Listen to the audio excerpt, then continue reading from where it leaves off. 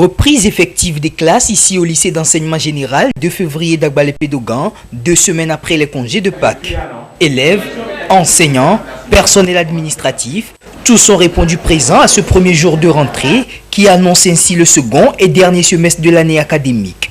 Même constat au lycée El Roi. Et à en croire les responsables de ces établissements, tout a bien repris et ceci dans les meilleures conditions. La rentrée, elle a bien repris au lycée du 2 février. Bon, comme d'habitude, très tôt nous étions là. Les enfants sont arrivés, ils sont tous en classe, à la disposition de l'administration et des professeurs qui sont en train de faire les derniers réglages pour que nous passions dans une semaine à la composition de fin d'année. La rentrée à El Roi s'est très bien passée. Tous les acteurs étaient là. Donc nous avons repris dans la symbiose. Pour certains élèves, ces congés n'ont pas été un temps de repos, mais plutôt de ferme révision au vu des différents examens qui les attendent à ce dernier virage de l'année scolaire. Comme je suis en classe de passage, j'ai profité de ces 10 jours pour maîtriser mes cours, surtout la physique et la mathématique, puisque je suis en S. J'ai profité de ces congés pour m'améliorer, pour combler les vides et pour réviser énormément afin de reprendre sur un bon pied. Pour les chefs d'établissement, garantir un aboutissement heureux de l'année à leurs apprenants se veut le souci majeur. À cet effet, plusieurs dispositions sont prises. Nos conseils vont d'abord à l'endroit des élèves, puisque c'est eux qui sont les acteurs principaux. Donc nous leur demandons d'abord d'être disciplinés, d'être concentrés et de bien réviser. Nous sommes dans le dernier virage de l'année. Déjà, on a fini les programmes. Nous avons fini les programmes et nous sommes en période de révision. Donc, en anglais, il faut faire beaucoup d'exercices. Surtout les élèves de première qui en mer il faut qu'ils soient prêts avant cette date. Pour réussir à un examen, ce n'est pas par hasard. Ce n'est pas de la chance. Donc, il va falloir que chaque apprenant qui veut réussir à son examen se ressaisisse maintenant, parce que demain sera trop tard. Les parents ont une responsabilité dans la mesure où ils n'ont pas investi pour récolter le néant en fin d'année. Donc, les conseils que nous leur donnons à l'école, il y en a qui donnent les mêmes conseils à la maison, il y en a même qui se déplacent dans l'établissement pour voir comment l'enfant se comporte, comment il travaille, tout ça là. Et donc, nous travaillons de concert, nous travaillons en synergie pour que les enfants réussissent sans difficulté. Notons que les examens 2021-2022 démarrent le mois prochain. Du 3 au 5 mai pour le CPD, du 16 au 20 mai pour le bac 1, le BEPC du 7 au 10 juin 2022, le bac 2 du 20 au 25 juin 2022, le BTS du 18 au 23 juillet 2022 et le CFA du 5 au 10 septembre 2022.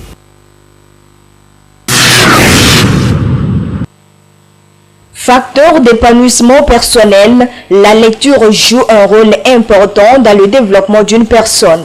Chez l'enfant particulièrement, son rôle se veut primordial. Grâce aux nombreuses histoires qu'elle propose, la lecture permet à l'enfant de découvrir non seulement de nouveaux mots, mais également d'améliorer et d'enrichir son vocabulaire.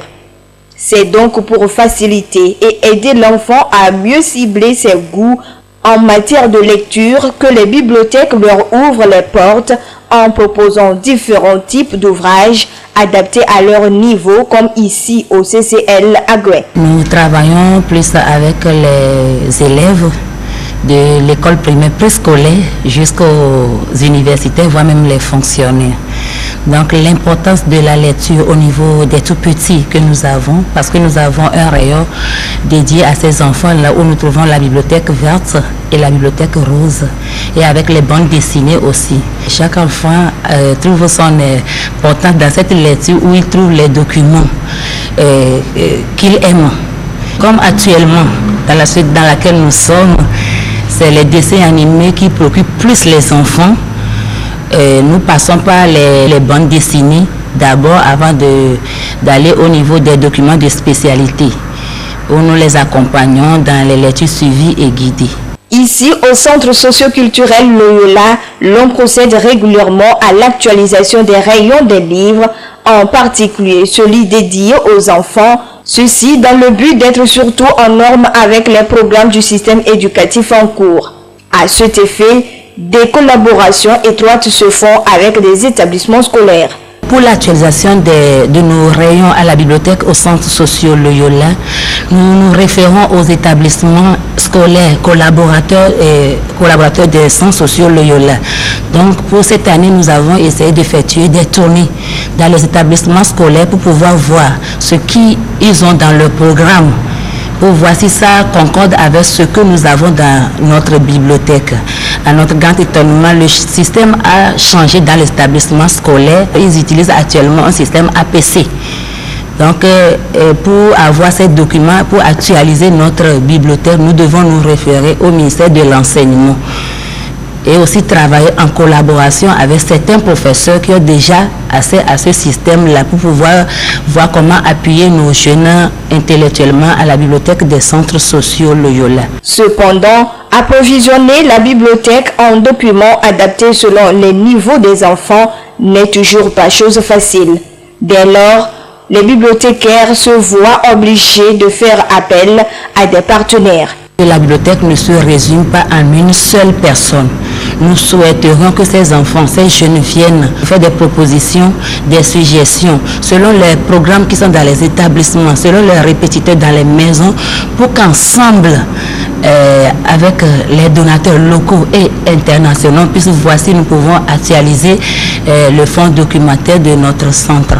Actuellement, nous sommes dans le besoin au niveau de notre bibliothèque.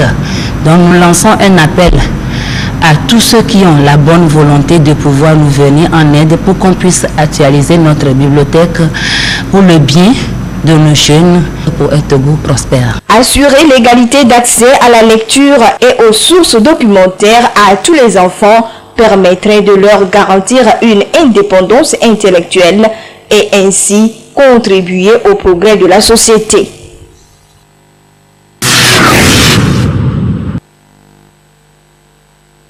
Deuxième cause de décès dans le monde, le cancer fait environ 10 millions de morts par an. À l'échelle mondiale, près d'un décès sur 6 est dû au cancer, selon une étude de l'Organisation mondiale de la santé, OMS. 70% de ces décès, cependant, surviennent dans les pays à revenus faibles. Des chiffres qui ont connu une hausse conséquente ces dernières années, compte tenu de la négligence, quelquefois, des malades. C'est donc dans le but d'encourager davantage les populations à prendre au sérieux ce mal que représente le cancer et à les amener à se faire dépister, mais aussi de soutenir la recherche tout en restant présent au quotidien auprès des personnes malades et leurs proches en leur portant assistance, que des journées nationales de lutte contre le cancer ont été initiées. Il s'agit surtout à travers ces journées de mieux éclairer l'opinion sur ce que c'est que le cancer. Le cancer, par définition, est la multiplication anarchique de nos cellules. La multiplication se fait plus vite que ce qui devait être fait. Et plus particulièrement chez les femmes, nous observons au moins 3 types de cancers qui sont très récurrents dans nos zones. Nous avons le cancer du sein, le cancer du col de l'utérus et le cancer de l'utérus même. Nous avons le cancer de la prostate chez les hommes. Il y a le cancer du sang, il y a le cancer du tube digestif, il y a le cancer de peau. Ça atteint presque tous les organes. Parmi ces cancers, nous avons le cancer du sein, qui est le plus récurrent. Actuellement, plus récurrent dans nos milieux. Les femmes n'aiment pas aller se faire consulter si tôt, si la patiente n'est pas en état de faiblesse. On se dit qu'on est en bonne santé, mais on est malade. L'alimentation de nos jours, à cause de nos aliments modifiés, pour les aminés, c'est au niveau du col. Pour sa manifestation, au premier contact, il y a des saignements. Par exemple, une femme, au cours des rapports avec son mari, peut constater qu'elle a des saignements après le rapport, mais ce n'est pas des règles. Ça peut être un signe de cancer. Et lorsque nous voyons ça, normalement nous devons aller à la consultation. Les organisations et associations de lutte contre le cancer alertent plus sur la nécessité de porter un regard et une attention particulière sur les malades, car elles estiment qu'en 2022, en raison de la Covid-19, près de 100 000 cancers n'ont pas été diagnostiqués. En 2021, la participation aux campagnes de dépistage organisées a stagné, voire chuté. Des retards qui toutefois peuvent entraîner des cancers plus meurtriers dans les années à venir. Et pour surtout éviter d'en arriver là, les professionnels de la santé conseillent certaines mesures préventives. Pour éviter ce cancer, actuellement il y a un vaccin qui est sur le terrain contre le cancer qui doit se faire avant l'âge de 18 ans et avant les premiers rapports sexuels. Et aussi on peut faire les dépistages. Actuellement nous avons les journées qu'on organise à la maison de la sage-femme. Et au cours de ces journées, il y a une journée porte ouverte à tout. On fait le dépistage du cancer de sein, le dépistage du cancer du col. On fait la planification familiale, un peu de tout. Donc j'exhorte nos sœurs à y participer dorénavant si on fait de tels gestes. Amplifier les actions dans la lutte contre cette maladie permettra de limiter le nombre de décès du cancer et ainsi prendre le dessus sur ce mal.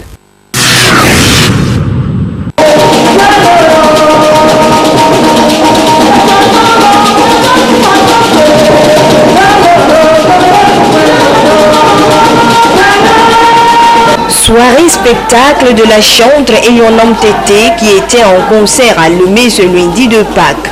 Elle a émerveillé le public avec sa sortie sur scène pour louer et chanter la grandeur et la puissance de Dieu.